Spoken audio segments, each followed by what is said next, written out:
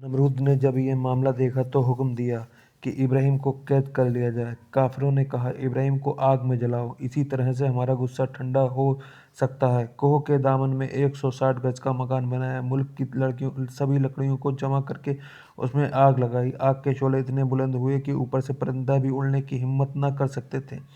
न कोई आदमी उसके नज़दीक जा सकता था कि हज़रत इब्राहिम को आग में ले जाकर डाले। फिर सब काफिर हैरान हुए और को आग में डालने की तदबीर सोचने लगे। शैतान ने सुझाया कि एक फलखाना बनाओ और 2-3 खंबे खड़े झूले की तरह झुलाकर इब्राहिम को आग में डाल दो और इस तरह अपने अरमान पूरे करो। जब हज़रत इब्राहिम को तोग और जंजीर में बांधकर फलकान पर बिठाया गया तो आसमान और ज़मीन के फरिश्तों ने रो रो कर फरियाद की कि खुदाबंद, तेरे खलील के साथ ये कैसा मामला करते हैं। हम इस जुल्म को देखकर बहुत रंजीदा हैं। हमें इजाज़त हो तो उन्हें हम अभी छुड़ा लें और इस तरह तेरा दोस्त दुश्मन से बच जाएगा। हुक्म हुआ कि अगर इब्राहिम तुमसे मदद चाहे तो बहुत बेहतर है, तुम जाकर उसका साथ दो। 2 फरिश्ते जो हवा और पानी पर मुकर्रर थे, हज़रत इब्राहिम के पास आए और कहा कि अगर आप हुक्म दे तो हवा और पानी इस आग को पल भर में बुझा दे। लेकिन हज़रत इब्राहिम ने इसे कबूल नहीं किया। उनकी हालत देखकर फरिश्ते बहुत रंजीदा हुए।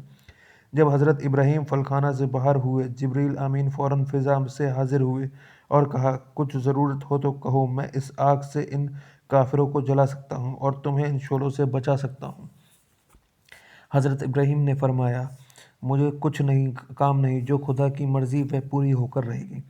जिब्रील ने कहा, फिर खुदा से ही सवाल करो और अपनी मुसीबत उनसे बयां करो। हज़रत इब्राहिम ने फरमाया कि वह खुदा जानता है, मेरे कहने से क्या हासिल। इस तरह जब खुदा बेनियाज ने देखा कि इब्राहिम तक्कुल है, राह में कायम है, तो फरमाया, ए आग, तू इस इब्राहिम के लिए ठंडी हो जा और सलामती बन जा। हज़रत इब्न अब्बास से नकल है कि कलाम इलाही में लफ्ज़ सलाम ना होता तो मारे ठंडक के इब्राहिम को चैन न मिलता। फरिश्तों ने हज़रत इब्राहिम के बाजू पकड़कर निहायत आराम से ज़मीन पर बिठाया था कि उसी वक्त बहिश्त के रिजवान ने ठाठदार कपड़े लाकर पहनाए और उनके आसपास 20 गज तक फूल, सब्ज़े, कलियां और खुशबूदार फूलों से अजीब बाग बना दिया। एक मीठा सोता भी वहाँ जारी हो गया। हज़रत इब्राहिम पर खुदा का बड़ा फजल हुआ कि लजीज खाना सुबह शाम पहुँचाया करते ताकि मेरा प्यारा खुशी और बेफिक्री के साथ खाए। जब 7 रोज़ इस तरह गुजर गए तो नमरूद ने चाहा कि देखे कि आग बुझी या नहीं। नमरूद भी एक ऊंचे महल पर चढ़कर हमेशा देखता रहता था। उसे डर था कि कहीं इब्राहिम जिंदा न रह जाए, इसलिए कि अगर वह सही सलामत आएगा तो मुझ पर और मेरे मुल्क पर बड़ी ही आफत लाएगा। जब कभी वह अपने दिल की बात अपने मुसाहिबों के सामने कहता तो फिर हर एक की तसल्ली के लिए साथ ही यह भी कह देता कि इंसान क्या है कि जलकर राख ना हो जाए। इस आग में तो अगर संग खारा भी डाल दिया जाए तो वह भी पिघल कर बह जाएगा। एक दिन नमरूद ने बहुत गौर से अपने महल से देखा, इब्राहिम के चारों तरफ तो गुलो रेहान है और आग की लपटें की बजाय बाग दिखाई देता है और मीठे पानी का सोता बह रहा है और हर दम वहाँ ऐशो आराम ही है। तो वह बहुत हैरान हुआ और परेशान हुआ।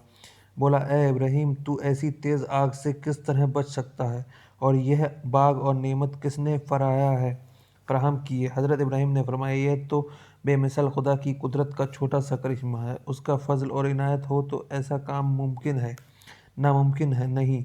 नमरूद बोला, जिसकी कुदरत की ये आदन निशानी है वह सच में बड़ा परवरदिगार है।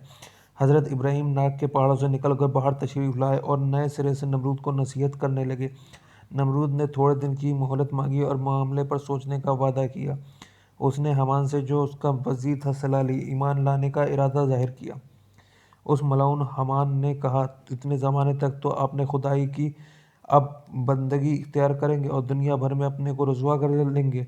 अब जब हज़रत इब्राहिम ने मोहलत गुजर जाने के बाद ईमान लाने की मांग की तो नमरूद ने नहायत चापलूसी और नरमी से कहा, ईमान लाना तो मेरे लिए बहुत मुश्किल है, मगर हाँ, तेरे परवरदिगार के लिए एक बड़ी कुर्बानी देने के लिए मैं तैयार हूँ।